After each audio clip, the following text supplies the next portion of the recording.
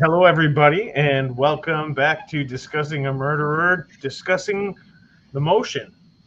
We're going to do a little reaction today with the panel as to Kathleen Zellner's new filing on behalf of Stephen Avery. But before we get to that, let's introduce the panel. We had a little shuffling around. All of a sudden, Big Jeff, he's back on top. So, Big Jeff, how you doing today? How you feeling? Hey, I'm doing great, and it's good to talk about the motion live. I thought, as usual, Kathleen did an excellent job.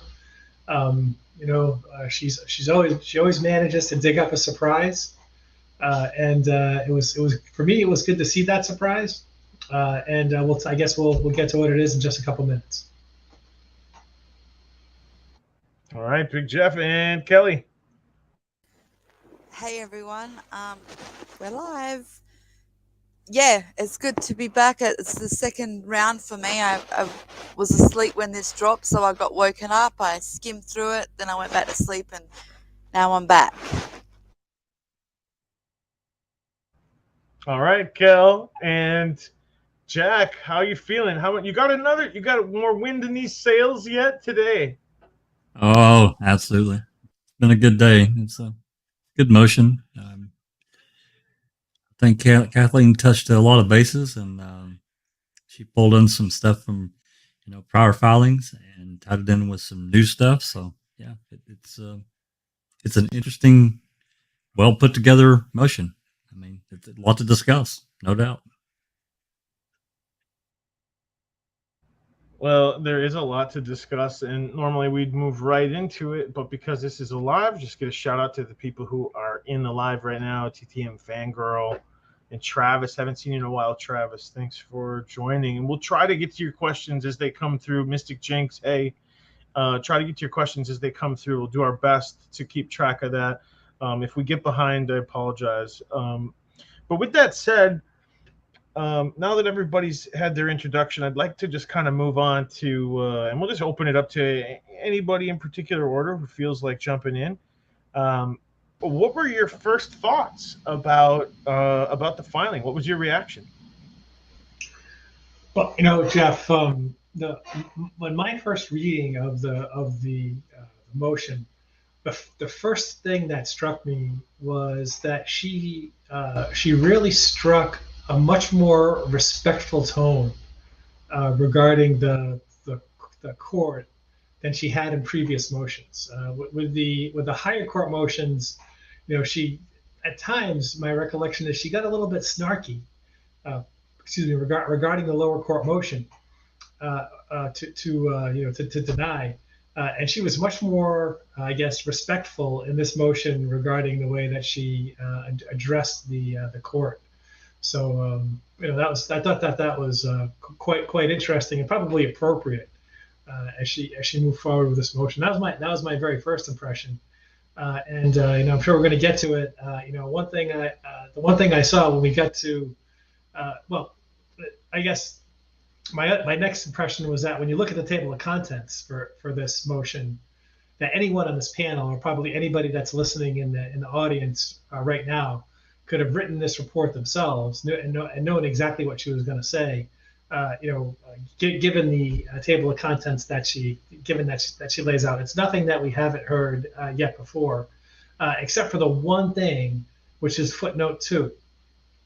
Footnote number 2 on page. This is the problems with going live. Right at the bottom of page.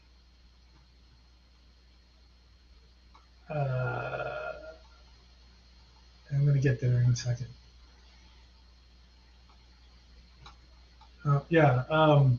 Page 7. The bottom of page 7. When I got to that footnote, I was like, wow, she does have something new. So maybe we can wait to show what that is, or you show it now. This is what happens when you go live with no plan. Yeah, I'm working on it. I'll bring it up. I'm just trying to find the. I don't think this is the best copy, so I'm going to grab another copy.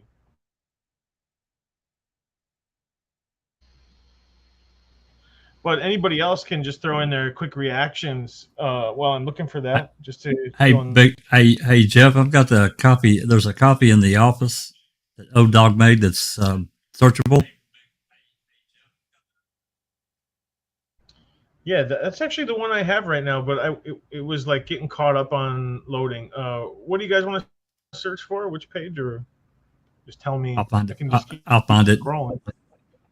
Let's see here. No, The appendix.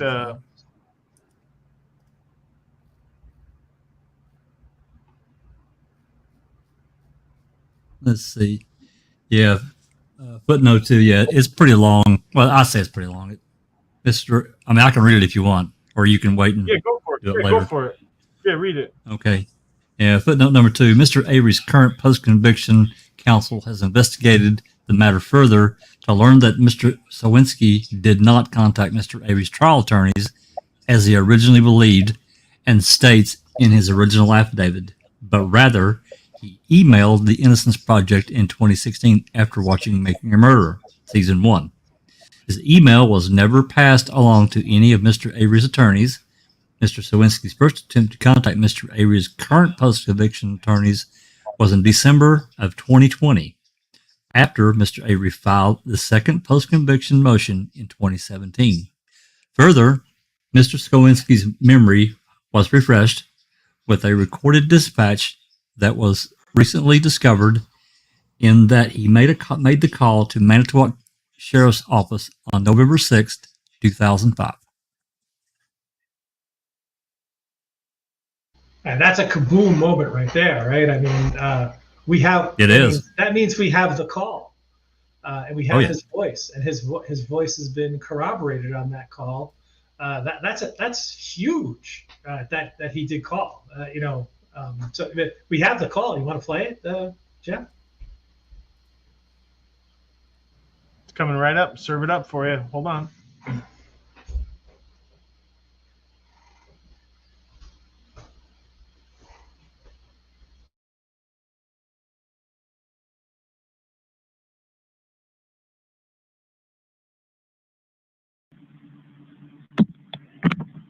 Manitowoc County Sheriff's Department, this is Carla. Can I help you?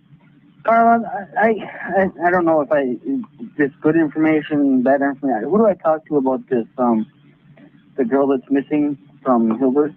I can have you speak with my shift commander. Can you hold on a moment? Thank you. Sure.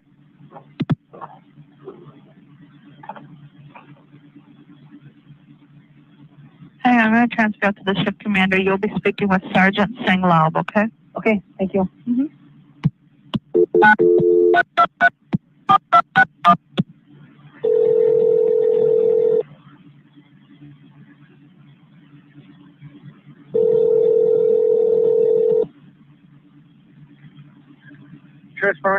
Scott, when I hang up, it's a man on the phone who thinks he has some maybe more leads, and you want to speak with somebody on the case. All right.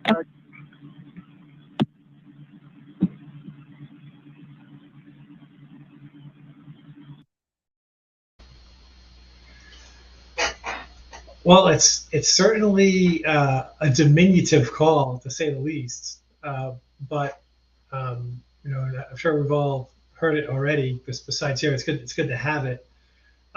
But he says that's his voice. His ex-girlfriend says that's his voice. So to me, that means he made the call. Now, I think it's probably worth it to, at least notionally toss around reasons that he might be lying, right? So why would somebody go out on a limb and potentially, go out and go to this now extremely large, limb, right? Crawl way out on this limb. Maybe he was just lying before about seeing the RAV being pushed on or some car being pushed on the Avery salvager. Now he's saying this call, this call is me. This is me. Well, so why would he lie, right? And the only reason I can think, well, there's a couple of reasons. Right? He might be some fruitcase, some nutcase, right? I don't get that impression from him that he's a nut job. The other reason why he might be lying is we know that there's this reward out there. But I think it's important to address what the reward is all about. First, the first thing is that the reward is not for the exoneration of Stephen and Brendan. Right? The reward is for information leading to the conviction of the actual murder of Teresa Halbach. And I think everyone who's listening to this right now and who will listen to it later probably agrees that Stephen and Brendan were innocent, and that's what the kind of channel this is. But that information that he's putting forward is a far cry from they're gonna arrest Bobby Dassey tomorrow and haul him off in handcuffs.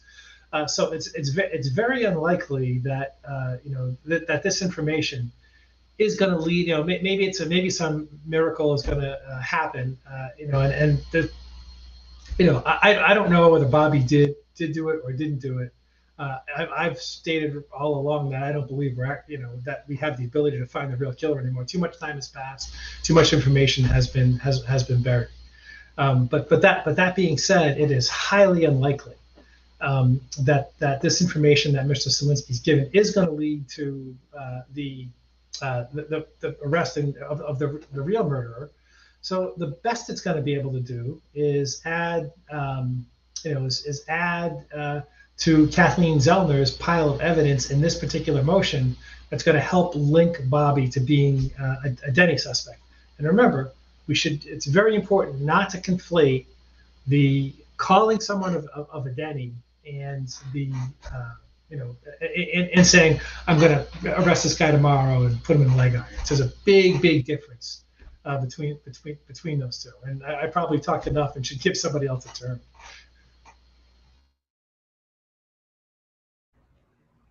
No, I think most of us could listen to you all day there, Big Jeff. But I mean, Jack, go ahead if you got something. Well, actually, what I've got is there was a question live in the live chat from TTM Fangirl, and I'll read the question and I'll give a reply. She says, my question for this podcast is, did AC Rookie get the missing call in a FOIA by accident?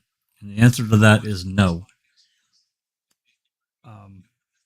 Just briefly, starting in 2018, Rookie, it's in the various pieces of discovery, whatever, that there was 35 CDs or DVDs of Manitowoc dispatch and radio transmissions. So Rookie started trying to get that back in 2018. Well, of course, he's in contact with Manitowoc to get this. And Larry Ledvana come up with 13 DVDs. And that's what he got originally. That's the calls that we've had since the fall of 2018. And, Rookie shared those with everyone. Well, then he's through various communications, he's been continually trying to get the rest. Larry Ledvana retired at the end of 2021. And Rookie, I guess, tried again. This Sergeant Todd Cummings, he's been with the department for a long time too. He comes in, and within 2 weeks, bam, he's found all 35 DVDs. So we set about getting the balance of those because they charge $10 per CD. Calumet charges $1. Manitowoc charges $10. So we set about getting those, and so no, it wasn't by accident. It was just. I don't want to say anything too bad about Larry Ledvana, but I mean, come on. How did Cummings come in?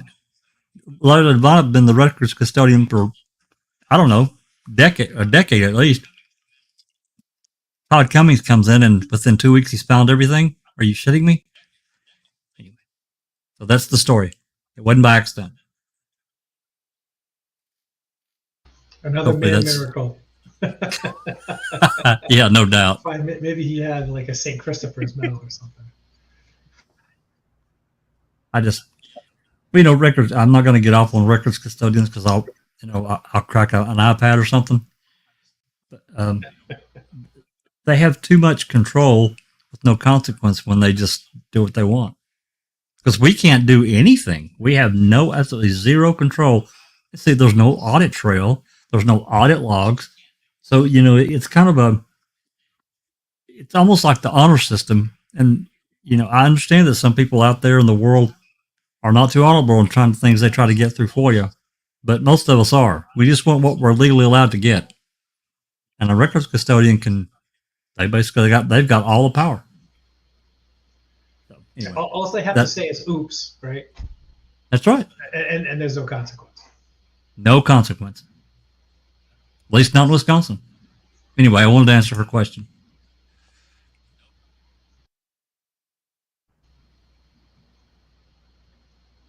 Absolutely. What about Kel? Kel, you got anything? Haven't heard from you yet. Still awake? Yeah. So sorry. I'm going to be honest with everyone, and everyone knows I will do this. I actually woke up and read it really, really quickly, and I thought it was trash. That was my first instinct. I'm not going to lie. I had so much anticipation, and I was like, is this it? I think for me, I was more pissy that I was like, where's this evidence? I don't know why in my head, but I was expecting some kind of evidence put forth, like a new DNA test or something like that. So for me, I kind of built myself up so much that I actually let myself down. That was again, very quickly read through it. I got offended that I felt like that my common sense was being challenged when I started to read that she kind of has now said that law enforcement didn't plant the key and that Bobby was probably also responsible for the hood latch DNA. I was like, really? Come on now. But then I went on, obviously, chats with a group, and we all kind of was throwing things around. I tried to digest it. I think I got sucked into too much of the detail, and I got lost in the detail. I started to automatically try to think of it as what I think I started putting myself in, like, the state's shoes, like how are they going to reply and what are they going to use as their defense to this? And then I realized at that stage, I said I was actually talking to you, Jeff Jones. I think at that stage I kind of went, you know what? I just need to go to bed. I need to sleep it off again, wake up with a clear mind, and reread it again, and really like a few drinks. Yeah, you need a nap. You're not yourself. Maybe you need a Snickers bar, Cal. Yeah, I did. I was like, you know what? I need to go back to bed. I should not have done this. I'm not in the right headspace. And I'm picking at this too much, and it's not fair that I'm not giving it for what it is. So that's exactly what I did. I went back to bed. I actually put on Foul Play, and this is no offense to Foul Play, but I actually fell asleep to you guys and you know what? As I was going to sleep, I realized that's what I needed. I needed not to put my head in it as someone who just wants to attack it and want to know it all. I went to bed just leaving my mind open, listening to it, just listening to what it is. And I woke up with a clearer head. And then I reread it before I came on here. Just really, again, it was quickly, didn't break it completely down, and I'm not in any position to break it down in any kind of legal way. But I just wanted to really kind of take the moment to appreciate it. And I kind of have changed my mind of what I originally thought. So this is where we're at now. And I guess this is the journey we will all start taking together as we go through it. Yeah, Kelly, in response to what you just said, if we put ourselves in a different scenario, right? And, let's say this wasn't alive or was alive, and we could get, we could get Kathleen Zellner herself to come on and, have a private conversation with her and say, hey, Kathleen, what do you think really happened? And if she came back and said, well, I think Bobby, planted the blood and planted the hood latch swab, we tell her, what the frig are you talking? How stupid do you think we are, right? Because that's the kind of taste that it leaves in your mouth the first time that you read it. I think I can be pretty certain that she doesn't actually think that, right? And what we're looking at is something that she had to write out of necessity, to ensure that Bobby met all the three prongs of Dassey. the audacity of Denny. He could, right, Jazz, absolutely right, Jazz Naz, that he could have access to do all these things. And right, and remember, what's going on here is that in the United States of America, you have constitutional rights. And I apologize for saying this again. We were talking about it before the live started. You have constitutional rights, and one of those constitutional rights that you have is the right to be able to tell a jury that there is at least one other person who met the prongs of Denny who could have done this. And you get to name that person in the trial, and you get to say exactly what those actions or evidence was that brought him to the level, or her to the level of rising to this Denny suspect. And if it turns out after the fact that you could have named a Denny and you weren't allowed to do that, then that's a constitutional violation that automatically entitles you to a new trial, right? It has to meet all the things, including it might have made a difference. Now, this sort of ex post facto discovery of a Denny, because this evidence comes up later, doesn't change the fact that if he was able to name him as a Denny back in the trial, then he's still entitled to a new trial, right? He had a trial, and in his trial, he was not allowed to name a Denny. And if it turns out that he should have been allowed to, based upon the evidence presented in this, then he is entitled, and Kathleen Zellner is minimally asking for the evidentiary hearing, right? And Travis, if you're out there, correct me if I'm wrong, but I think in that evidentiary hearing, she'd be restricted to only the things that are discussed in this particular motion. She couldn't bring up anything that she wanted. But if she gets that new trial, then all of a sudden she can drop this ridiculous notion that Bobby planted the hoodlight swab, and she can go after whoever and whatever she wants in whatever order she wants. All bets are off once that new trial starts. So this is a legal motion. It does leave a bit of a poor taste in my mouth that she has to go after another family member. But when you read the motion, he did act suspiciously enough that this motion is granted. That this motion should be granted, in my opinion. But it's very, very important not to conflate the assignment of Bobby being a Denny suspect with sort of the arrest of Bobby tomorrow and putting in the leg irons. This framing is a bad word, but this framing of Bobby as a Denny suspect, and by framing, I'm talking about the writing that she's doing, is very much the legal argument that she has to make. And if anybody has any problem, making such a legal argument and even stretching it out like Kel said, because I agree, Bobby planting the hoodlight swab. Come on, he doesn't even know what DNA is. But if anybody just look at the shenanigans that the state pulled on Zellner, from lying to her to she's on the precipice of getting the RAV itself tested, and miraculously Judge Angie rules and the testing is halted, to the hiding of the VLECD in the first place that contained the evidence, the work product of a state forensic data expert, but that was all of a sudden buried. And it's fine to do it. And I 100% TTM fangirl. That the goal is to get the hearing and I don't care what it takes. You can name me as a Denny suspect if you want. I don't meet the prongs, but you could do it if you want. That is really the goal of that part of the motion, and that's how I digest it. Don't read it and say, oh yeah, all these things are factually wonderful.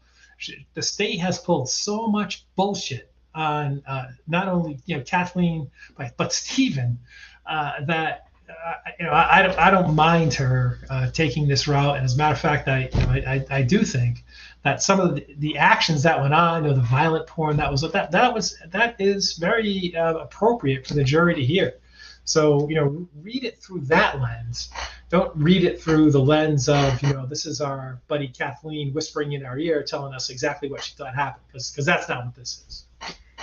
It's basically become strategicness for her now. It's lining all the ducks in the row and just putting it out there for the courts to kind of go, I think, I guess that's where we come down to why she might have been not taken seriously the first time, is because she had this story where it's like a half, and we've all done it. We're all guilty of it, where we all believe that there's a crime itself where the killer has done it, and then law enforcement are the planters and they're involved. She's kind of finally trying to chop that line in half, where she's separating it, going, you guys just don't want to have me tell you that one of your boys did something. So let me make it easier for you guys. So if I stay away from it, you guys can have to stay away from it. You can't hide behind this claim that I'm trying to say that it was one of your own. So again, I think it's more strategic now for her just to put it all into the Bobby basket, because she's tying it all together in a bow. And this is where I kind of was getting caught up in it. It's still very circumstantial. Let's be honest. There is no physical evidence tying Bobby Dassey to the crime. It's a bit of this, a bit of that, and then it's kind of brought in, and she's now put a bow around it. I think I said this on our last podcast, where I said it will work if she can bring it all together and make it make sense. And I think now that I'm taking time to really understand where the direction she's going in, I think she's kind of done it. She's taken a little bit of the motive. She's shown the motive. She's outlined that, hey, listen, you guys were trying to take Stephen's computer expecting to find this stuff as a motive, yet we found it, but it was just not in Stephen's, it was someone else's. She's now done the connection in terms of, and there's no denying it, even if the Tom Skowinski wasn't there, and I get what you've always said, Big Jeff, Bobby Dassey has always been a great Denny, because he places himself with opportunity and proximity on the day of her disappearance. He openly admits he sees her, and he is the only one, whether we believe he left before her or after her, it doesn't matter. He's leaving the property around, if not before or after she does. She comes and goes. I think the thing that really trips me out, I'm going to be honest with you, because I was awoke at like 2:30 in the morning, and I'm going to share this. My husband was doing night shift. He also works at the hospital, and he sent me a message and goes, what the hell are you doing up? And I said, the motion has actually come through. And I think I've been very open with everyone, where I've always said that, I've always been an advocate for the family, in terms of, not that I don't believe that it couldn't have been anyone. I've always tried to take the stance of the higher road of saying that I'm not going to accuse anyone of doing it, because I don't want to be the state. I want to give everyone the opportunity of innocence and presumption of innocence, because I think that's just a fair road, because we're following a case where a man was wrongfully convicted, and I don't want to be a hypocrite to my own belief.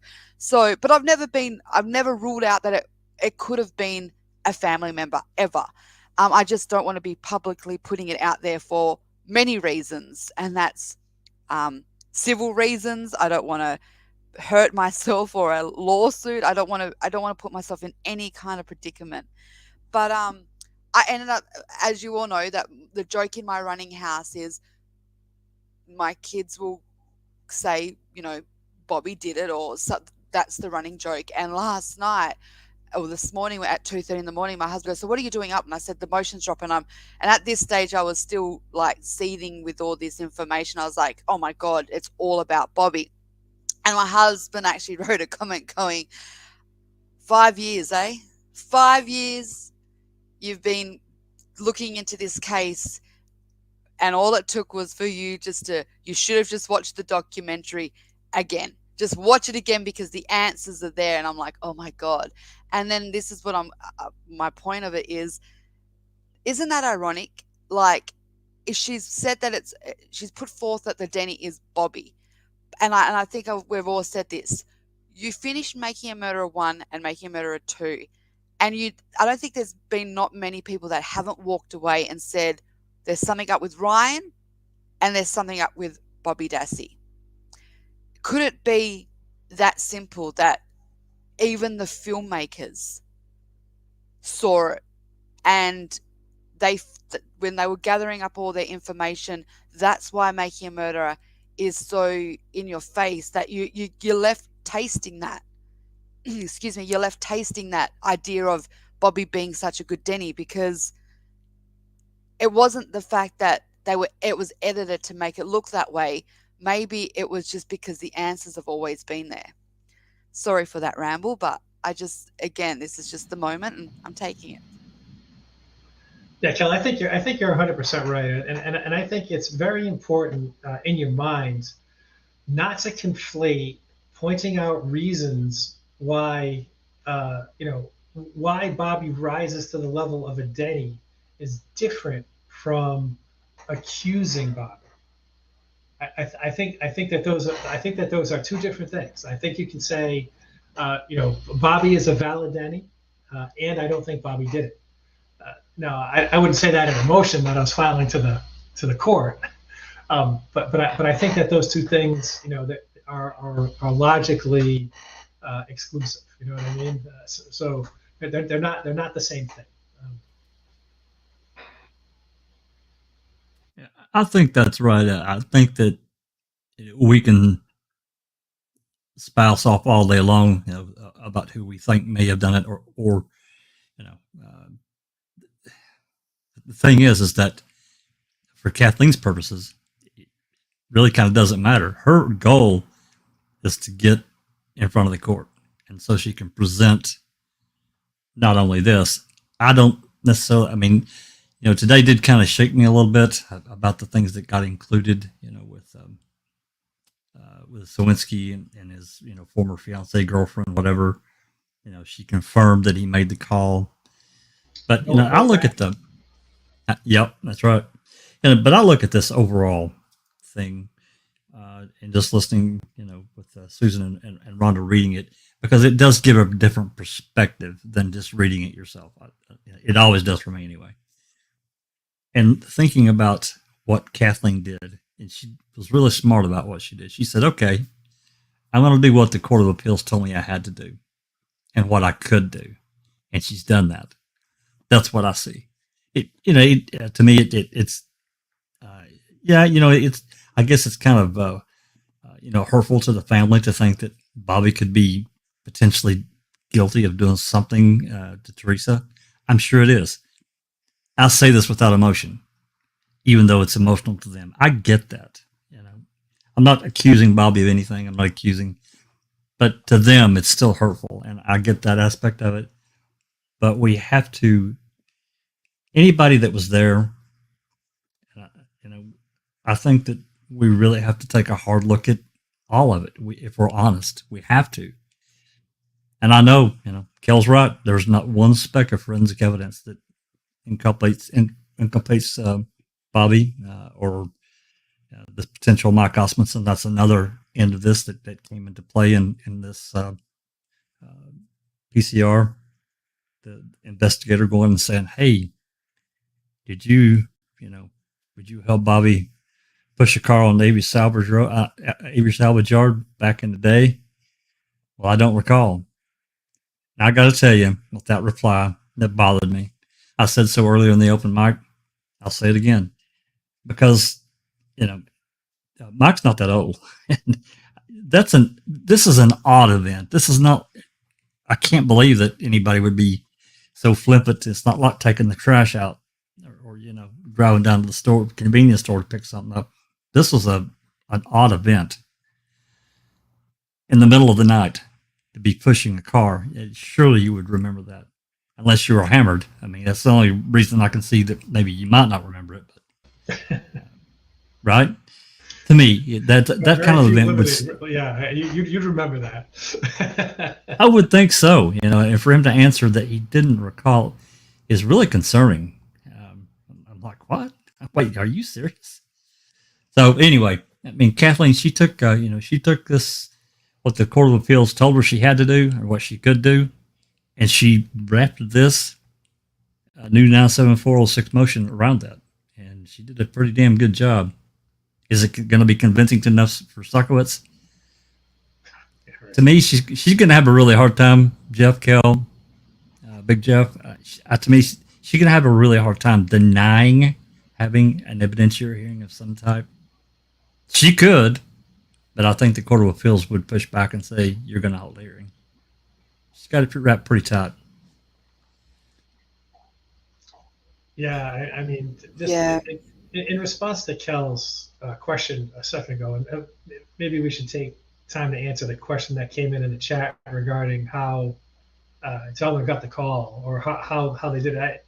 I think it was kind of simple. I think there was only so many calls that they had, and much like a police police thing where you could give the the witness a show them a bunch of pictures. Was it that person? Was it that person? Was it that person? They played a few of the calls. Is that you? Is that you? Is that you? And he's, oh yeah, that's me.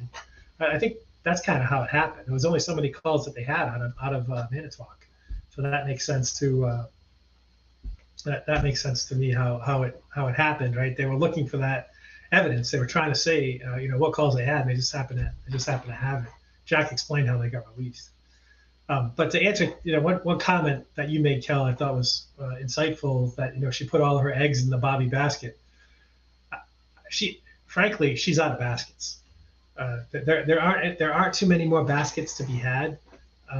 She made a very strategic choice here, and one of the things that one of the options that she had, rather than filing this new motion, was to pursue a federal motion, right? She could have done that. I think she probably said early on that she wasn't going to pursue a federal motion, but in my mind, and I wish I wish we were talking with Travis.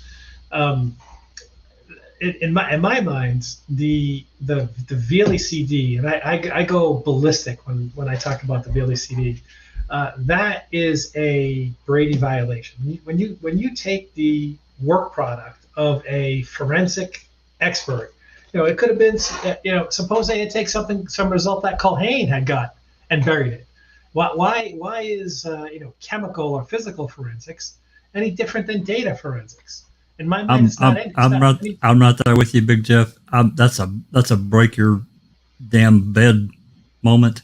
I'm telling you. Yeah. So now in the state of Wisconsin, seemingly it's legal to bury certain things, and it's okay. And if it wouldn't have made any difference in the trial anyways, right?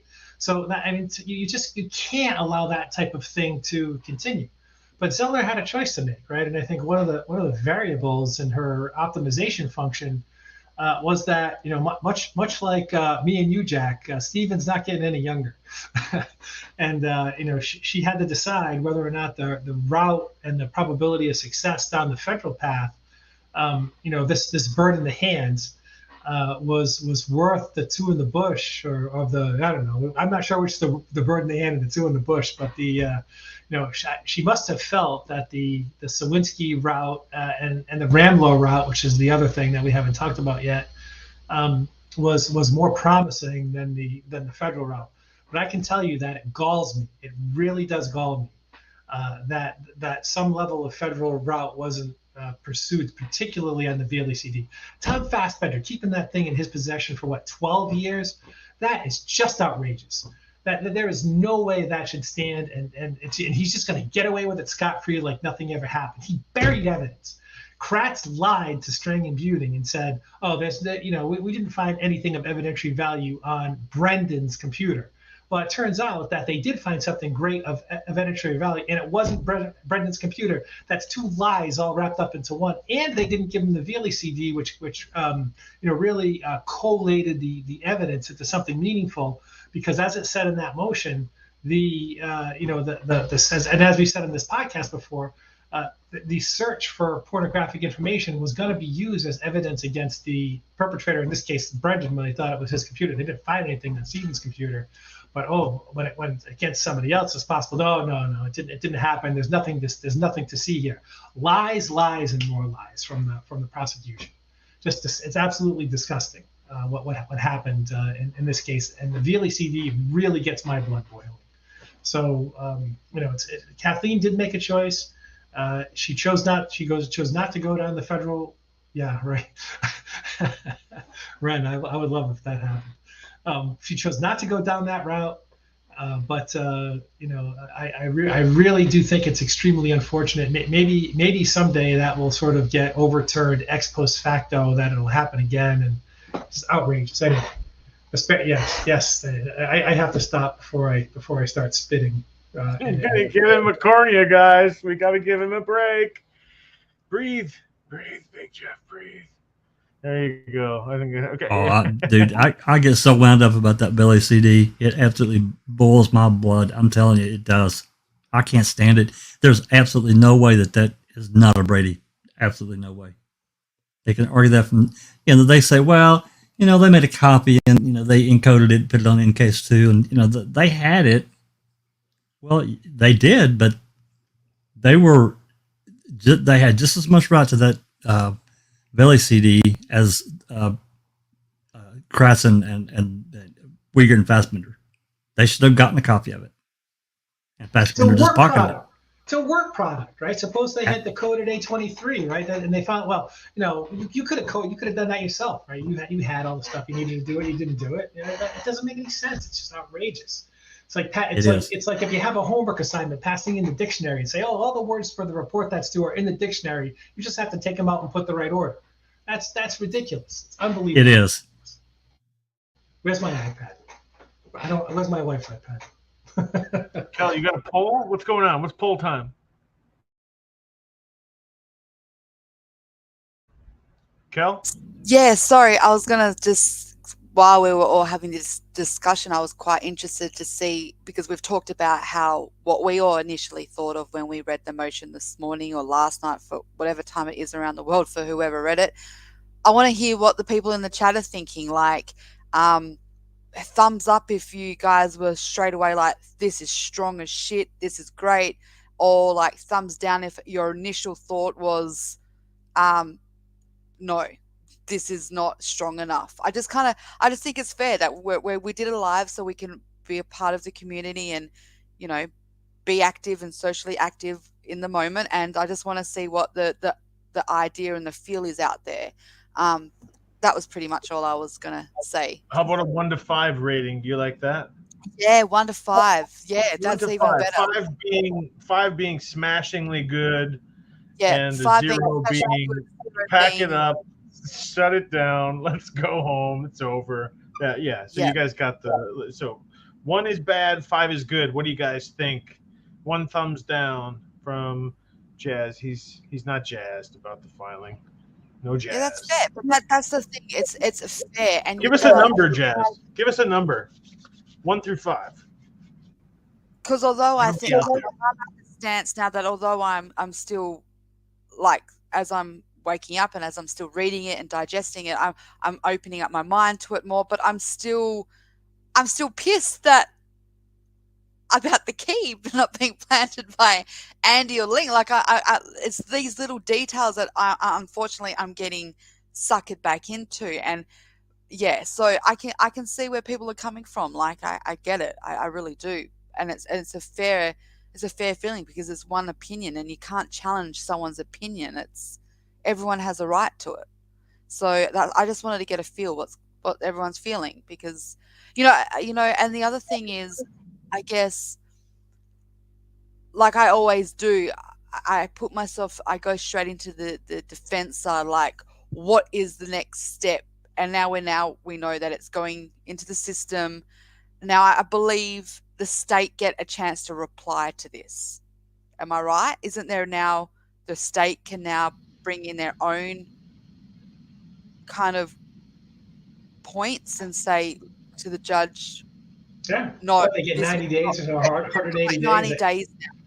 And the past ones, the state has come back and asked for more time, right? But and I think they even did that twice in the related to the last one. Yeah. I think, in my honesty opinion, as of right now, I would not be shocked if the state come back with discrediting Tom Skowinski, based on, I know I'm probably way and truly jumping the queue here because we're not even at. I think that's exactly what they'll do. Try to do because he has got a lot of inconsistencies in the story, and I think they'll say that his story evolves around to every episode or every making a murderer, because I have done a timeline, so I've kind of done it myself just to see where everything kind of fits in. It doesn't now take away the core, though. That's the irony. It doesn't take away the core. And it doesn't, but I think in overall, they'll just try to bring him down. Like, they'll just say, listen, yes, he may have seen something, but it was a salvage yard, for God's sake. And at the end of the day, here's the catch with the whole, did Bobby and Maiko push the car? You know, he never actually directly says, she's a Rav. It's a car. Did you ever push a car? And that's open for speculative reasons. You could say, why was he saying it in that terminology? Was it because whatever? But the thing is, I think the state will try to discredit Tom, and I think the next big thing they'll do is they'll say, Judge, Kathleen's basically saying that it's not law enforcement. So any of their actions were not done now in any sinister way, because even Kathleen's basically taking them off the hook. Bobby Dassey's fingerprints and DNA was taken. He was compared to that Rav. He's already been tested and he's been ruled out. He was never found on it. So there is no need to go for an evidentiary hearing based on Bobby being the Denny, because he's already forensically being ruled out. I think they're going to hide behind that, because it's not like Bobby wasn't compared to. And they're basically going to hide behind, well, even Kathleen's saying that none of this shit happened in the court room. So, yeah, I think that's where I think that's the angle they'll take. They'll try to bring Tom down and point out his inconsistencies. And I would not be shocked if they also have found the Tom Skowinski Facebook post back 5 years ago, just after Making a Murderer 1, where he's saying that it was Andy Colburn who he believes planted the vehicle from higher up. If they bring that in, that could be damaging, because they're going to go, well, hang on a minute. You've got this guy who's so confident that he's now seen Bobby Dassey, but 5 years ago, in a Facebook message, and we've got the unredacted, so we've got the full, his photo in it. We've got the full conversation, and he's claiming that he thinks Andy Colburn planted the Rav. So I think that's what they'll do. They'll base it on bringing the credibility of him as shot.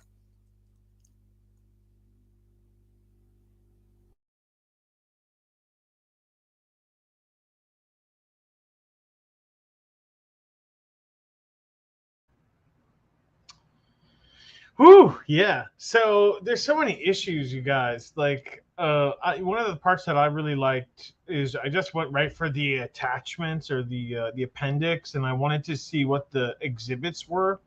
And one of the things that I was kind of had up earlier is the fact that Dean Strang and Jerry Buting signed affidavits saying that, and here's where I'm just not quite in the understanding of this, and maybe the panel can help me get this one straight. Is what Jerry Buting and Dean Strang saying is that when they got the pre-trial CD, this phone call was not on their pre-trial CD, but then suddenly somewhere along the way, it found its way into the case. Yeah. So it already reviewed it. If you look at the pretrial stuff, right? The pretrial testimony. Look at the I'm drawing a blank. Remacher, thank you. Look at Remacher's testimony, and all of a sudden, Buting asked Remacher what he did to prepare for the testimony. He said, "Oh, I reviewed the audio of what happened," and Buting said, "I didn't know there was any audio." So they immediately stopped the pretrial and said, "You have to submit all the audio that you listened." And they did a very sort of silly thing. They said, you have to submit all the audio that you listen to. They didn't say that you have to submit all the audio. They just said you have to submit all the audio you listen to. And there was a lot more audio probably to be had back in the 2005 time frame. Well, that would have had it all. They hadn't had it all. Yeah, that was all the audio they had. So yeah, you're right. That's how 30, they had.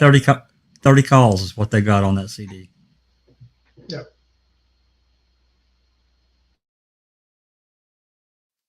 Yeah, that was to be specific, that was I think August 9th or 10th, 2006 at some hearing. I don't remember which one it was, but yeah. Remaker revealed that he had listened to dispatch radio transmissions, whatever, prior to prepare for his testimony.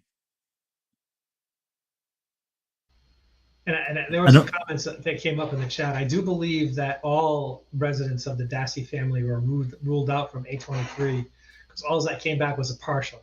Of course, insufficient to sort of query the CODIS database, but sufficient enough to rule out any of the Dasseys because of something that was present. And Silkman Code, so where's Silkman Media, for God's sakes? And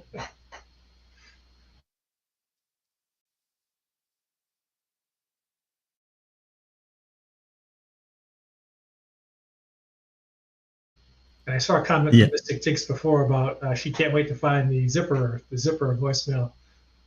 I would love to see that too, but I'm not holding my breath. I'd be about as blue as that text on the screen. Been looking for it for years and haven't found it yet. I did want to. Yeah, I did want to add there's a fax. It's in one of the exhibits, Jeff, where Buting and String had sent to Kratz about getting audio. I don't remember exactly how it's worded, but basically they're looking for the dispatch and radio transmissions. That was in June or July of 2006. So it was prior to this hearing that we just talked about. I just did have that part up where it says we repeatedly asked for, and I don't know if I can find it, repeatedly asked for any exculpatory information. Like they weren't handing stuff over quickly enough, it seemed. They made a point to that. If you can find the page number, I can pull it up. I will. Hold on. Okay. So what Mystic Jinx is saying that she's gotten through to a DA over the zipper message. Jinx, you want to come on and talk about your message? You're maybe welcome to do that. Anyway, we got some comments coming through. Maybe it's a good time for me to feature some of those here.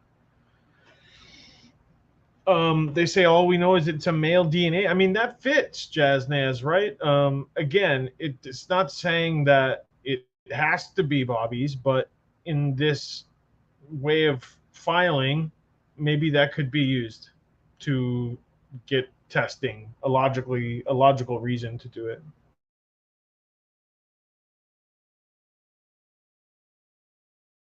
I believe Sherry Culhane is retired now. Is that correct? Stan, where's Silkman when you need him? Come on, buddy. Hurry back. Is she living in the southern part of Australia? That's what I want to know. Shots have been fired here. Maybe that's the truth why Dr. Silkman hasn't been around. He's That's honeymooning with his wife. But in all seriousness, I'm pretty sure she's retired. Is that right? I don't know. I honestly don't know. I think she has retired. I really don't know. That's just speculative. I'm not sure.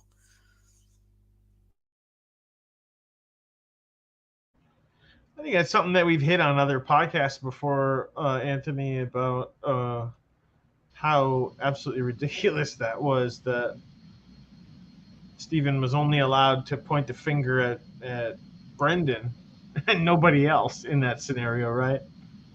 Well, Yeah, was actually. Go ahead. I'm sorry. Oh, apology. I was gonna actually probably skip ahead. It's so funny. I had seen that comment and I muted because I was gonna go in a little bit of a different direction. But I'm just gonna throw it out there now.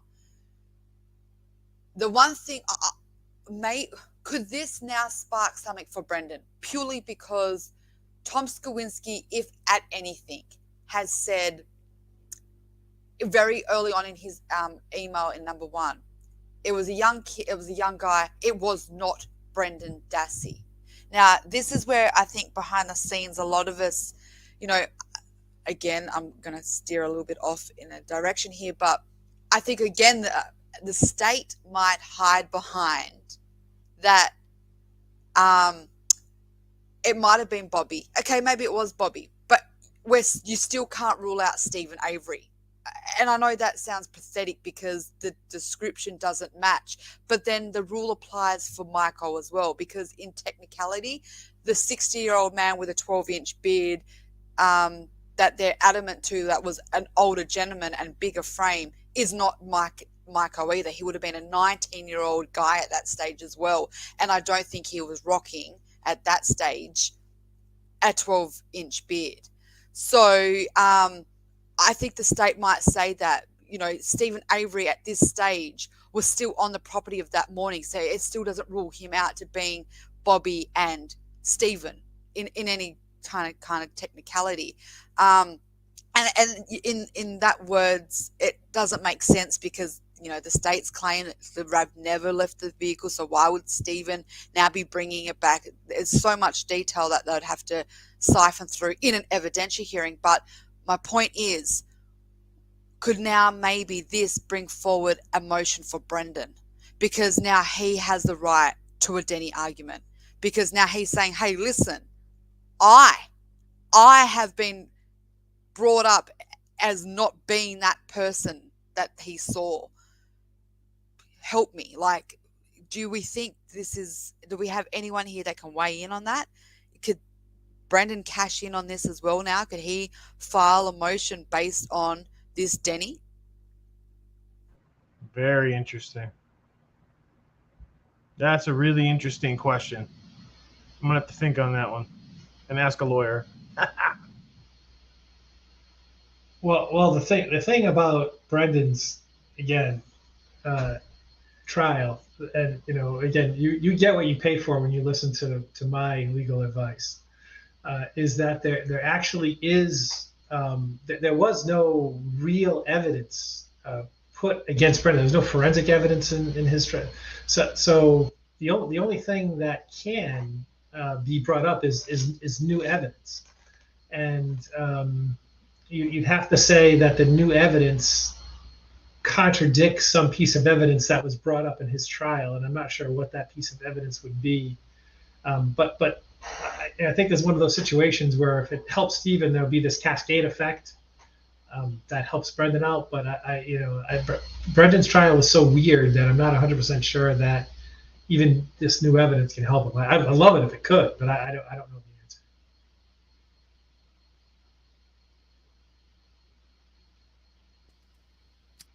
Yeah, I don't.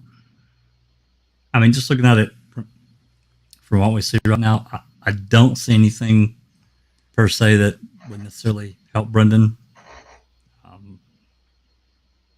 No, I'm not seeing it. Not from this vantage point. Not yet. I think the question out there was what's happened to the rest of the call, and I think what you're getting at, C4P, is that the call ends and we don't get to hear the detective talking. And I'm not sure. The call that we got. Yeah, it's a call into dispatch, and the operator's name is Kellie or whatever her name is, and she says, "Oh well, you need to speak to my shift commander." And puts him on hold. Calls up Sergeant Singlub and says, "Hey, you're gonna when you hang up, you're gonna have blah blah blah this call from somebody from the tipster or whatever." That's it. We don't get to hear the conversation between Sawinski and Sergeant Singlub. Like so many other calls that come in that get transferred, we don't get to hear it.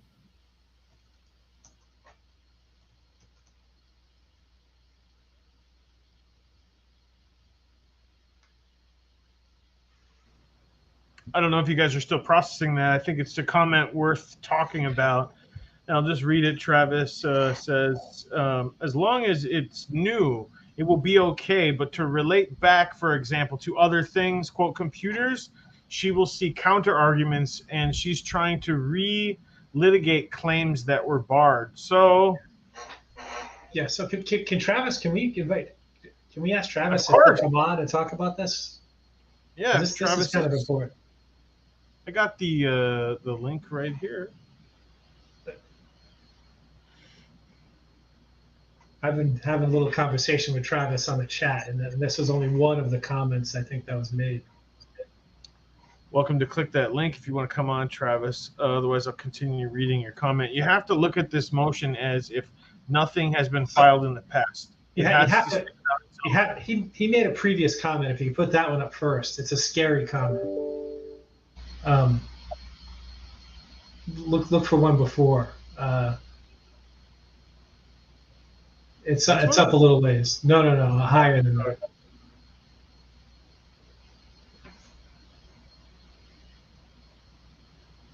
Is that the one? Yeah. Yes. She's still going to run into that. So Travis is warning us that there's still potentially an element of the procedural bar here. So yeah, that's what I was talking about earlier, that she related to this. She acknowledges the procedural bar aspect of it. She made some argument, and I'll have to go back and read it. I don't remember exactly what she said.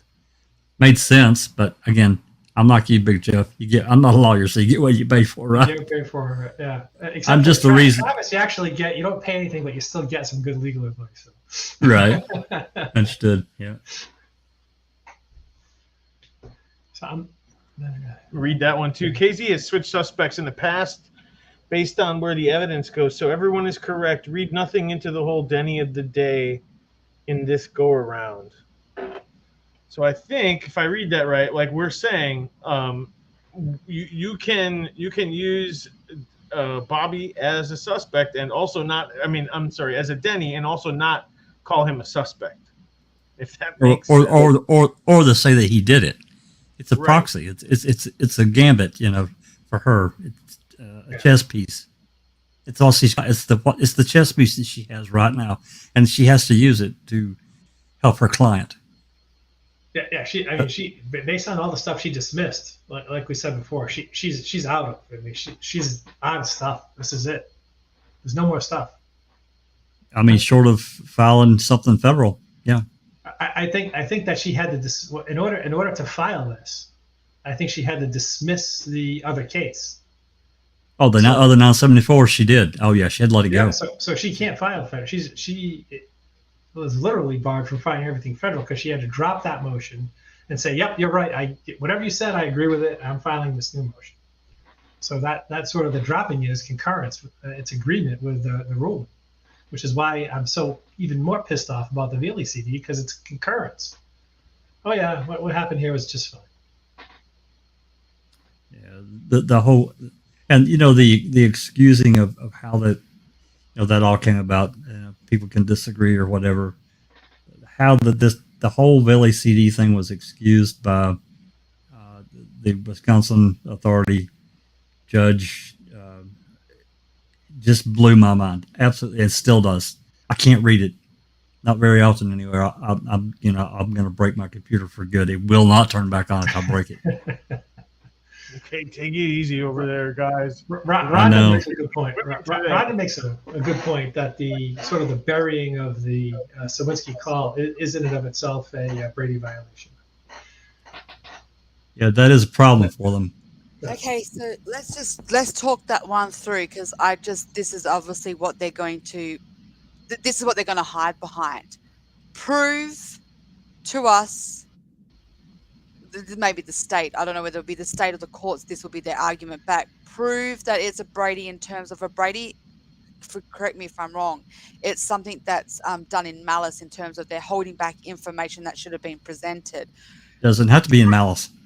It doesn't, okay, it doesn't have to be in malice, but it has to be something they're withholding that is not being produced over for a fair, a trial, such and such. The thing is, how do you prove that though? How could they turn around and go, listen, we didn't know this call existed. Prove it. We had no idea where it was not forward to the right investigators. The investigators didn't know about it. How the hell were we meant to follow it up when we didn't even know about it? We didn't even know it was in the stuff that got sent out. We didn't even know it was there ourselves. How do you cross that line that make them accountable for having a Brady when they could say, we don't even know. Prove we knew. Prove we actually intentionally held it back. Where is there any document? Where's your receipts to say that we had it and we took it back?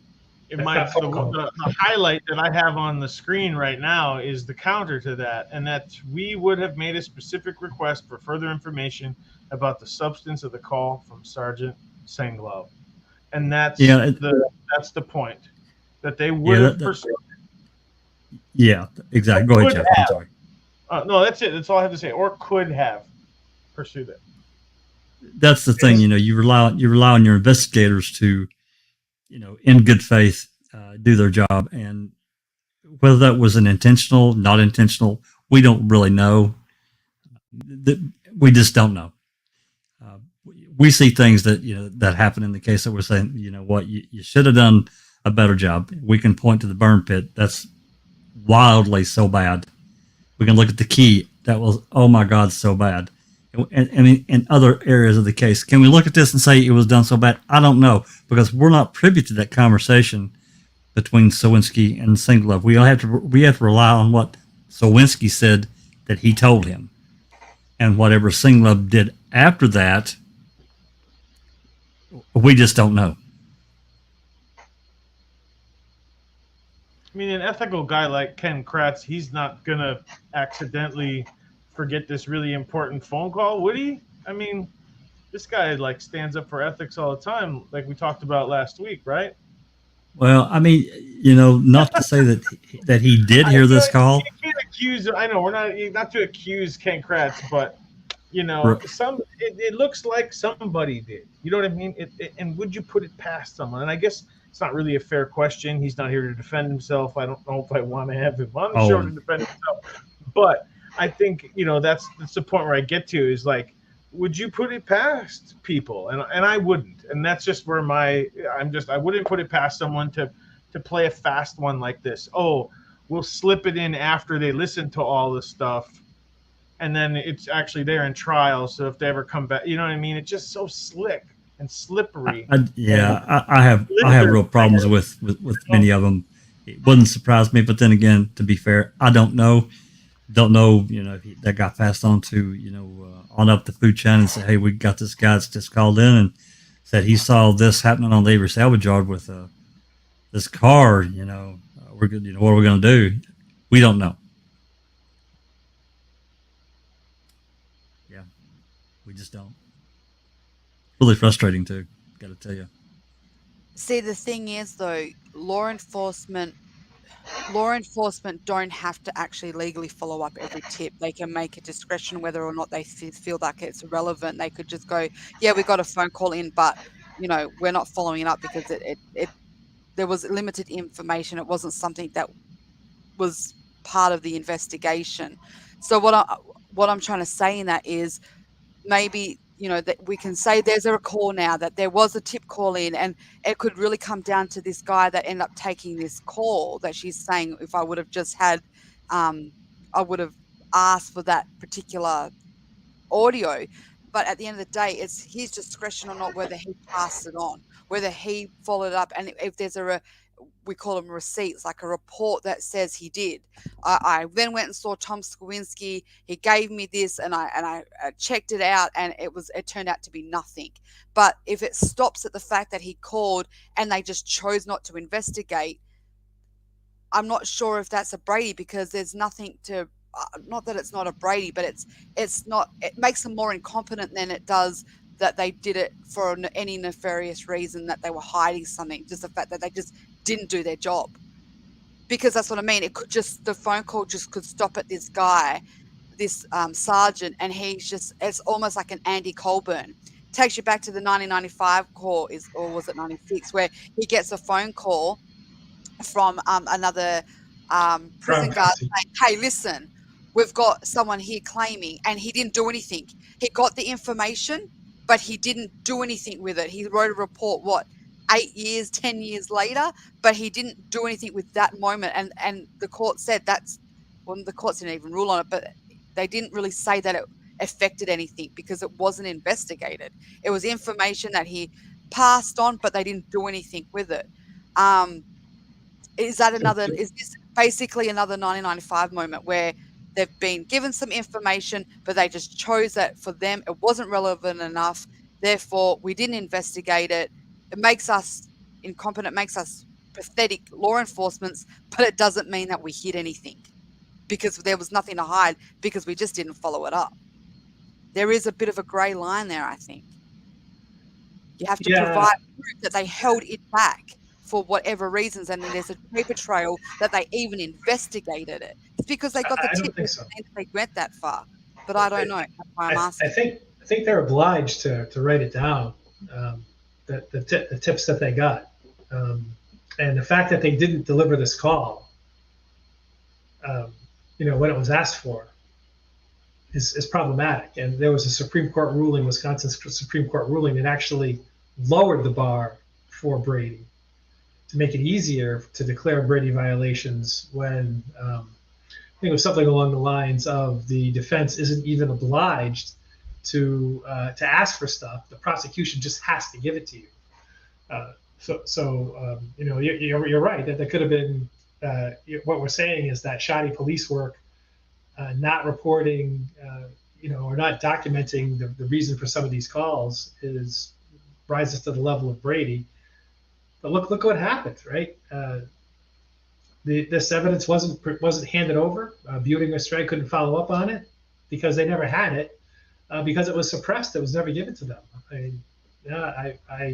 It makes you think that in some of these big cases, if there's real bad people that you want to put away,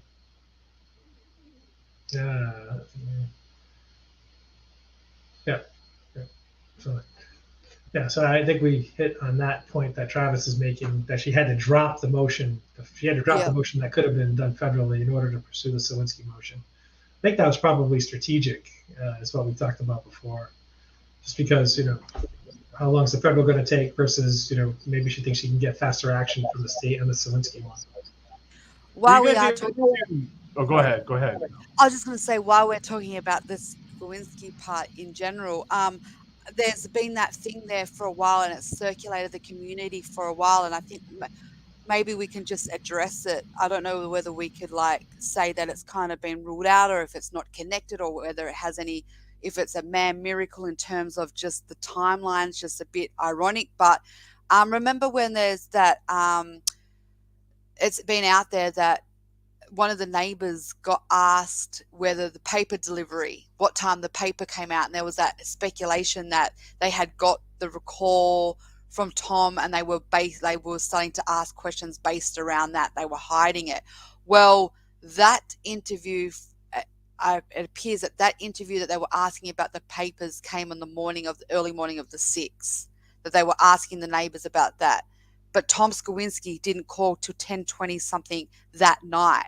So there is not that connecting factor here unless they've got some other tip that there was a newspaper guy a part of this, because he hadn't even inserted himself in that timeline of the questioning.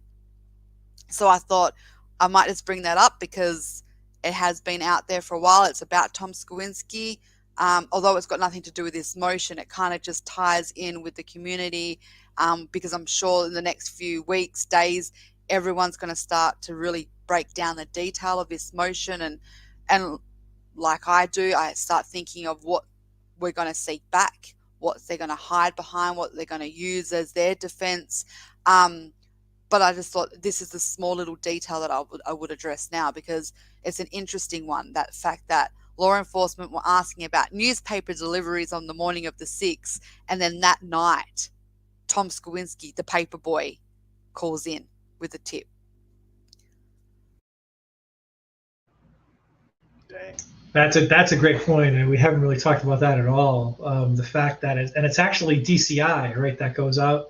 It's I think it's Deb Strauss and somebody else goes out and actually asks the questions to the neighbors about whether they get the paper, and that's happening on the 7th. I remember that. I remember that going around. That's an excellent point. We should come up with that report.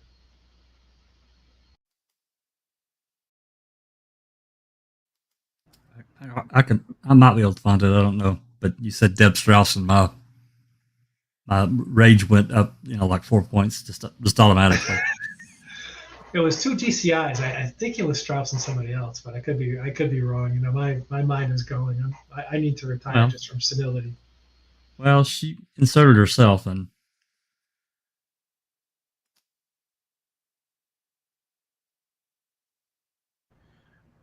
were there any issues that you guys can think of, any spots in this filing that popped out at you? Otherwise, I might just name a couple and get your reaction to them.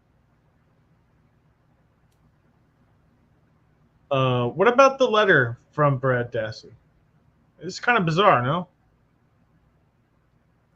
Yeah, that was yeah, we talked about that earlier today. I really don't know. Why would that kind of letter be included in that file? I just don't know. Can't answer that one. I think one of the biggest ones that popped out at me was when Kirby asked, talking to Osmundson, if you recall pushing any car. To me, that's it's just an odd moment to me, and maybe I'm sure that everyone's opinion is different, perspective wise. But saying I don't recall at that kind of event, I feel like if I didn't recall it, I'm saying no. I'm sorry, I'm saying no, because now you said I don't recall. That's not denying. It's not saying you did it, but it's certainly not denying it either. That jumped out at me. The affidavit from Sowinski's girlfriend, that was another interesting thing that kind of jumped out, that she would agree to do that even though they're not together anymore. She said, yeah, okay, yeah, it happened, and this is what I recall. Sworn affidavit. I guess that was two of the big ones. And again, I said it at the beginning, the way that Zellner basically took what the Court of Appeals told her that she could file on, and that's what she did.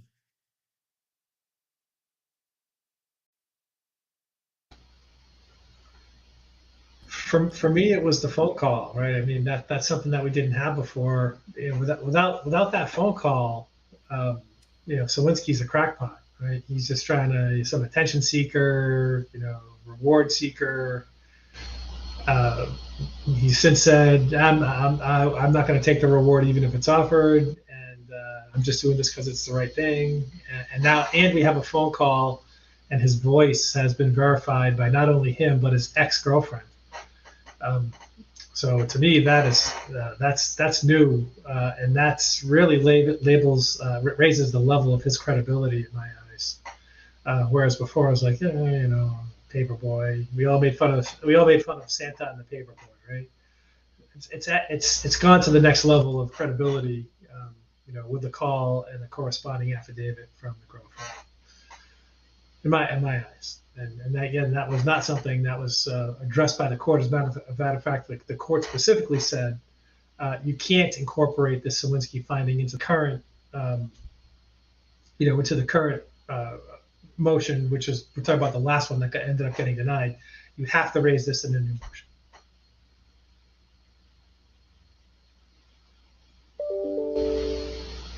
Yeah, that's what Travis. I think that's what she did in the filing. Is that she. She went through, and the court specifically said, we're not going to let you insert this Sowinski thing at the last minute. And she also said that the court said something similar about the Rambo affidavit. So I think that's where we are on those two. I think the question in my mind is, related to what you said, can she compile the new evidence, which is the Sowinski evidence, if it's, who he's saying it's Bobby, into the previous evidence that you say was procedurally barred. And even though that was procedurally barred, now that you have this new evidence, is she allowed to compile that with the old stuff, or does she have to get this Denny accusation out of nothing, besides the Sowinski accusation, right? We have all this other stuff. Is that barred or not? Because now it's sort of seems like a new ball game when you throw in this new piece of evidence. I don't know.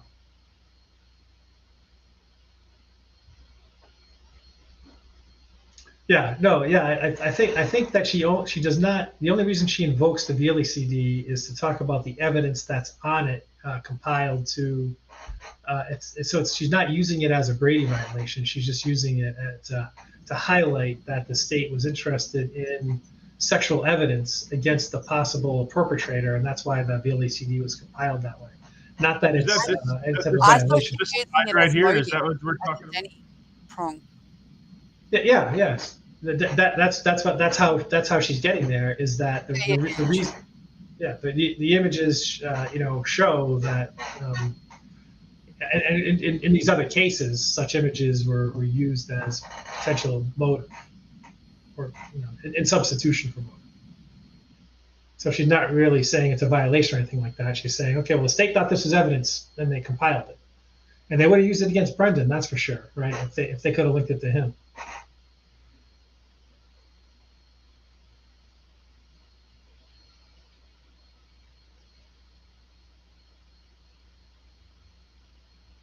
I think it is.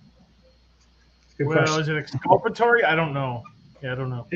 The problem is, and Travis, as usual, is right. The problem is that call doesn't really say anything. It's what Sawinski says happened after that, after our audio ends, Yeah. where Sawinski says, they told me they already knew who did it. That right, and so you're back to believing Sawinski.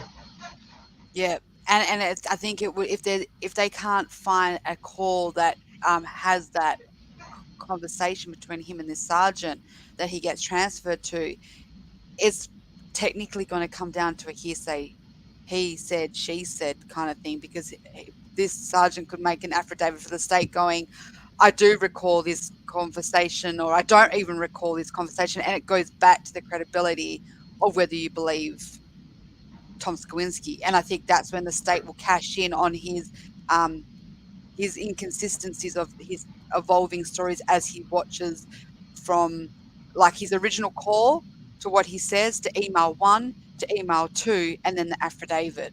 There is a few, like for example, and this is again, shoot me down now, guys, because this is where I get myself caught up.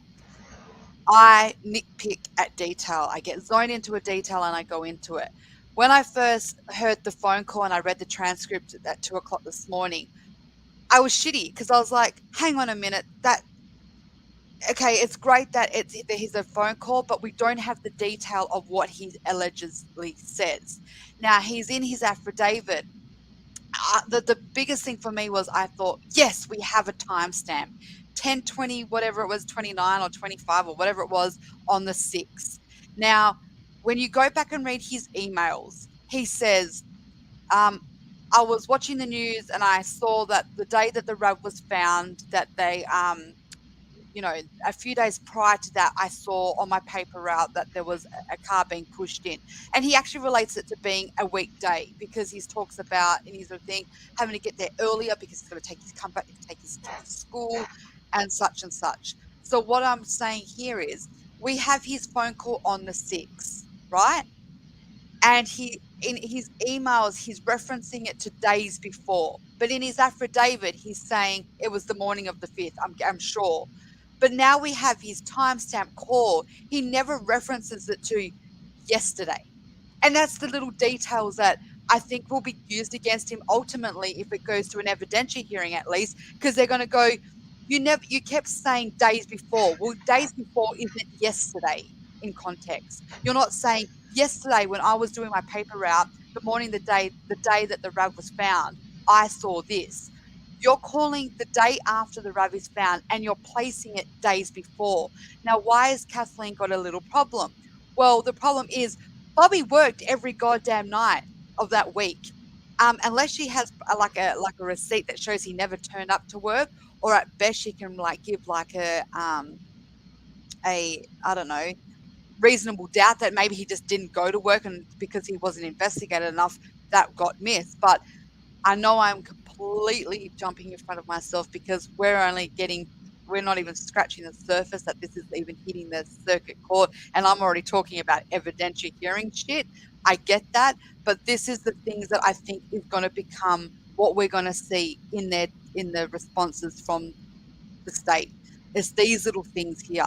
It's the details. They want the judge, when it gets put in front of the judge, to realize that although there is a call and it might fit some kind of Brady, it comes still down to Tom's credibility, because there is no proof what was said beyond this initial call.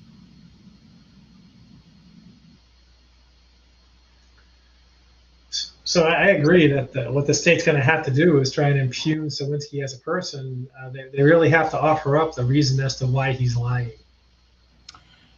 Is it a matter of who's telling the truth, who's lying, Bobby or Sawinski? Who do you believe more?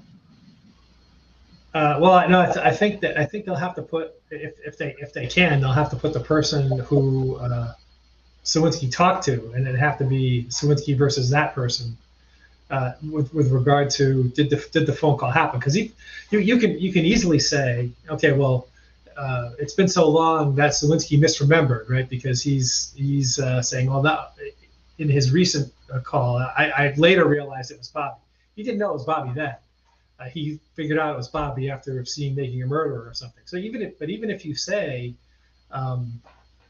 even if you say that it was it wasn't Bobby, right? It's because the memory's just too hazy.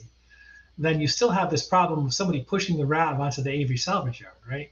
And that's a big deal. That's not present in anybody's narrative, right? And Kathleen does make that point somewhere in the briefing. Just the fact that somebody's pushing the Avery the RAV onto the salvage yard is indicative that the RAV itself was planted. So that's something that the jury didn't get to hear, and that's new evidence. Does that rise to the level of a new trial or an evidentiary hearing? Yes. So does this new evidence warrant a new trial? Isn't that the purpose of an evidentiary hearing? I think it is. So I think that in and of itself, Kellie pursued. No, Kellie makes you gotta listen to what Kellie says, man, because she is absolutely right to dig as hard and deep as she does, which is why I love hanging around with her, because she makes you think. She makes you think with the stuff she pulls out. It's awesome. Well, it's at that time, unless we have a quick comment coming through from the chat, which, we don't usually deal with the live chat, but it has been a lot of fun today. A lot of great questions for this discussion coming straight out of the chat today. So appreciate that. It makes our job a lot easier of how to frame a little live. So if nothing else, T1, if you don't have an actual question, I guess we'll move right into wrap up, I guess is what we call it on the regular show. Why change the tradition here? And Big Jeff, you were just talking, but you know what? You can tell us again. What's your overall? I asked in the beginning what your reaction was, how you felt when you first saw it, and after discussing it with us and earlier and thinking about it and reading it, anything changed? Anything more clear, etc.? I think that my impression after reading this remains the same. Is that Kathleen did what she needed to do, and like I said in the very first thing, was that if Kathleen were sitting here right now and whispering in our ear, "This is what I think happened," I'd say go away, because we know goddamn well this isn't what happened. Just any small amount of research will tell you that. But she did what she had to do. Including following Travis's advice that she never got of only picking out things that the higher court said either they weren't going to rule on or needed to be included in a new motion. And I think that's what she did. And even though the way it comes forth kind of leaves a sour taste in the mouth of anybody who really understands the case. She's doing what she needed to do, and now the state is going to have the burden of somehow contradicting this evidence, either by saying it's procedurally barred or trying to impugn Sawinski or telling us isn't sufficiently pled, anything but the merits, right? Frankly, Kathleen is not one to have unspent rounds, as we might say, as people who own a gun. So how much, Travis, how much is new? when you talk about Sawinski, when you talk about Ramlo, all things allowed by the court. Does new mean we haven't heard it before, or does I think that what she puts in this thing is new, and she piles on some of the old stuff to make her case for Denny. You have to tell me whether or not that's legal or not. And I wish it came on, but yeah, that's where I'm at. I think she did what she had to do. I'm gonna rate it for yuck, scaring me, Travis. Anyway, I for my non-legal expert, I'm a cell phone expert. I'm not a law expert. Doing what you had to do, for not having many arrows left in your quiver. I have to give her a 4 out of 5. I would have loved for her to pursue something federal, because it just irks me, the things that she ended up having to say. Oh, okay, we're good with this. We're okay with this ruling. How many of those things she had to put down to dismiss or to not pursue the previous motion and move on to the new one. So that is very irksome to me. So she gets 1 point off. So I get 4 out of 5. Nice. Well, not to throw a curveball at you here, Big Jeff, but you can also rate it using baseball analogies. So anybody's welcome to use the 1 through 5, or I'm going to say it's not a home run, because a home run would be just so out of this world that we're like, get the judge out of bed right now and get him to the courtroom. We got something so big here. That would be the home run. So just to give you perspective on that. Who would like to go next? Jack, you out there still with us? Or Kel? Before Jay Jacks actually sums up his thing, I just want to ask Travis a question while we're live so he can answer it in the chat. I just want to kind of get his intake from this. So I'm going to have to try to make sure. I haven't actually thought about it. Okay, let me think. So Kathleen is saying Bobby is a great Denny, and she's put forth this new evidence in terms of Tom Skowinski's call and that there was someone pushing the RAV on. My question is, legally, could they hide behind the fact that although she's produced a Denny and a new alternative, she hasn't technically proven that it wasn't Stephen? So will that be a problem going forward? Will they say that? Could they say, listen, your argument's great, like that you've got basis of a new call, that there is a phone call, but then it goes to what he said in his original even email. He never not says it's Stephen Avery. He just says it wasn't Brendan Dassey. And then he introduces Bobby Dassey after watching Making a Murderer 2, which we all know we're about to start Making a Murderer 2 discussion. It's based on Kathleen's Denny. Bobby did it. So they could turn around and say he's been persuaded. He's taken a true event that he has seen, possibly seen, and he's just filled it with a false memory because his brain tries to make sense of it. And he was persuaded by Making a Murderer 2 that it was a misidentification. But again, my question is to Travis, how does it change, if anything, that she's put forward this, but it doesn't still eliminate Stephen Avery? Could we see that come up?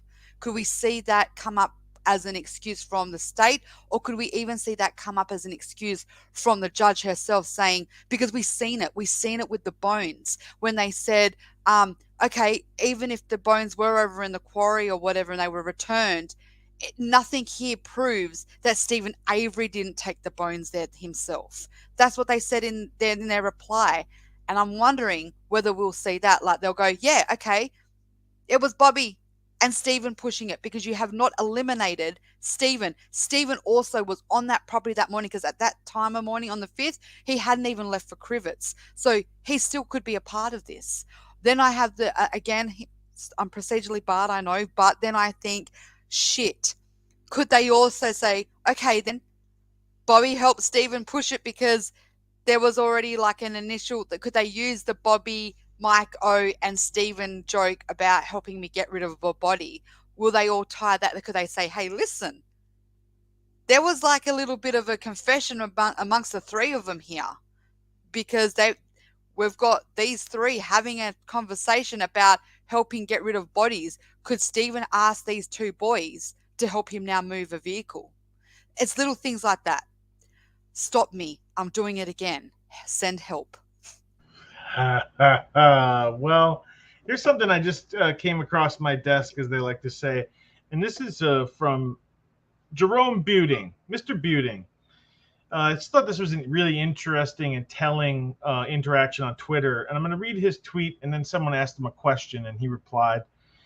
It's another Brady violation, he says. As usual in these cases, a stroke of luck defense ever found out. A new records clerk apparently made a mistake and included Zawinski's call in a new open records request in May of 2022. Right? May of 2022. That call was hidden from us before trial and from Zellner Law until now. And the question is asked, out of a scale of 1 to 10, how angry are you finding out that this information was withheld from you before trial? His response, 10 plus. He's fuming. No doubt. Well, no doubt. You know, they're asking. They asked. What's a 5? You know.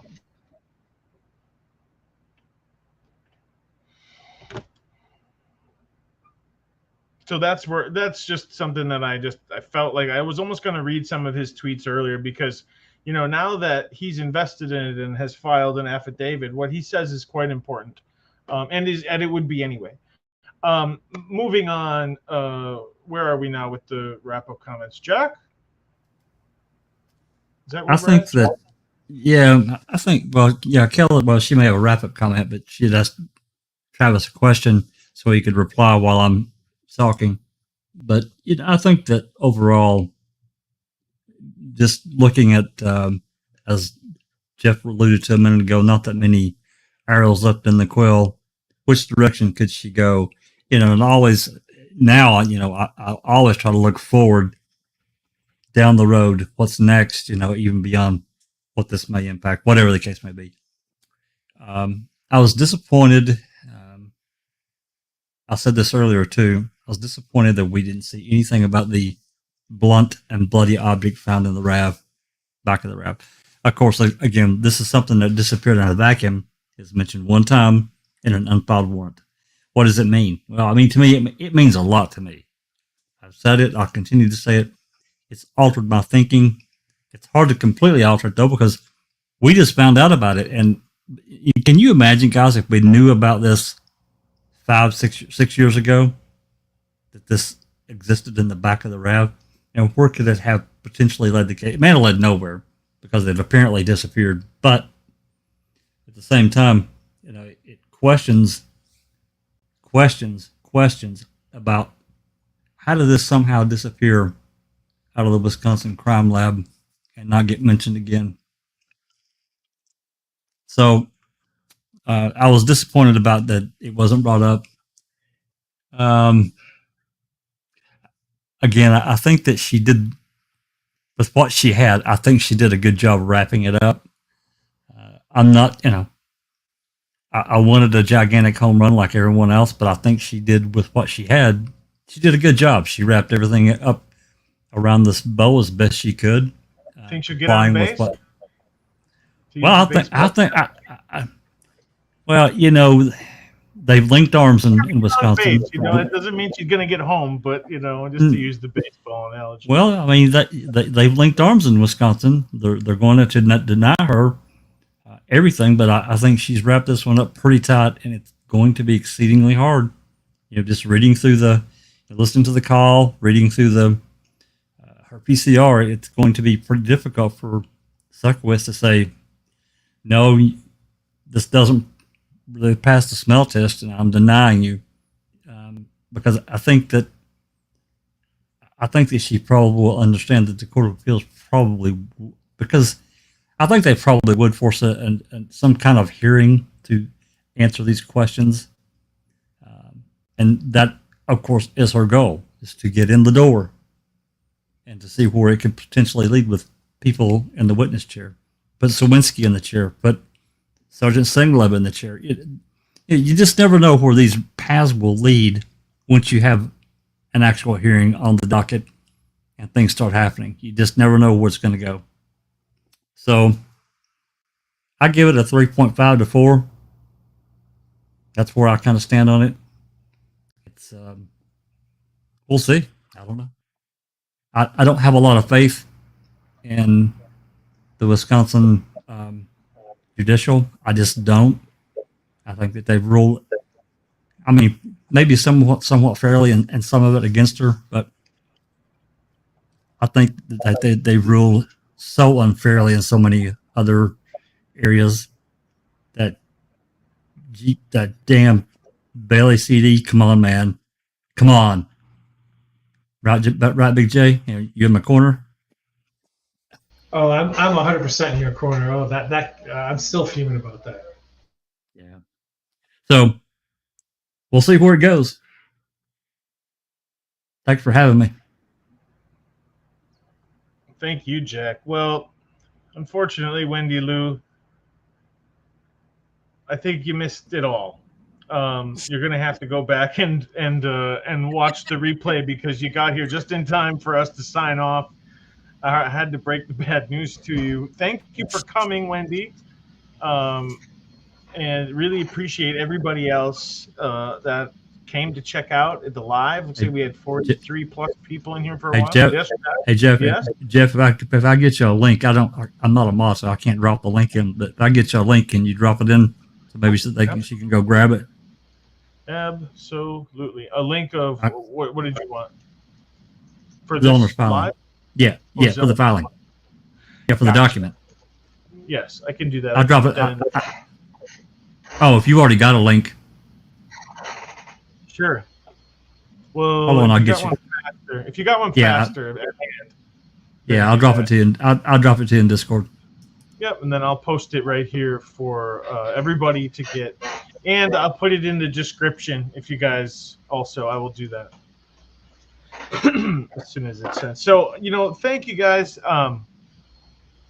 with the great questions. I mean, what a fun live. I really enjoyed it.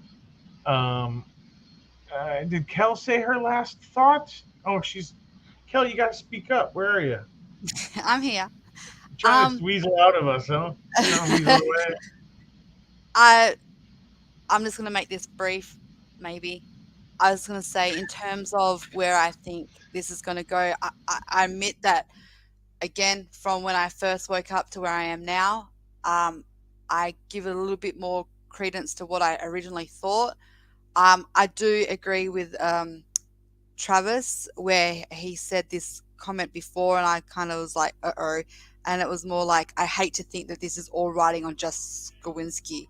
We have to have something better than like this, like seriously, because I fear that's what it's going to kind of come down to, is more the credibility of Tom, and that's what they will kind of weigh up versus because like we said, the evidence, there's not really evidence. There's a supporting phone call, but and a few affidavits to confirm it, and then obviously the Mike O, affidavit from Kirby that's questionable, that kind of has raised eyebrows, going, hang on, he didn't deny it. But again, I don't know how much that's going to weigh in terms of what Travis keeps putting in our chat, which is, it's got to be new. It's got to be new. We should know the definition of new, and does it drive it over the high bar that they have already set as a standard for KZ? We're talking about going back to the courts of the lower courts and in front of Angela, for God's sake. We know her history.